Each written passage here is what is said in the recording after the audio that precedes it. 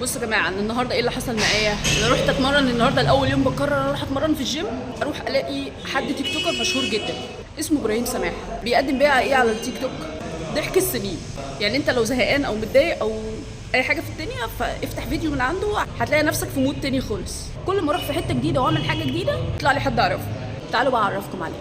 كوتش ابراهيم سماحه، منور يا كوتش. السلام عليكم، ازيكم يا شباب؟ طبعا دي مفاجاه بالنسبه لي ان انا لقيت اليوتيوبر الكبيره هبه. يعني دي مفاجاه، انا بتمرن هنا من سنين بس ما اعرفش اللي هي هنا، ان انا بشتغل في التامين وبروح واجي، اتفاجئت بيها هنا. يا جماعه انتوا معاكم شخصيه زي العسل، يعني بجد ربنا يكرمها ومن نجاح لنجاح يا رب. الجيم بتاعنا في الإقبال، في فليمنج، وفي فليمنج فرعين، واحد في الإقبال وواحد في فليمنج.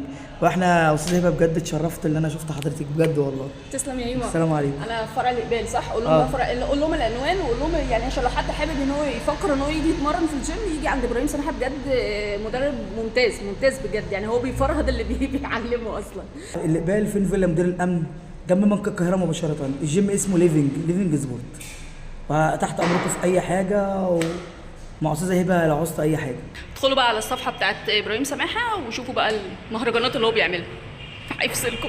يلا باي.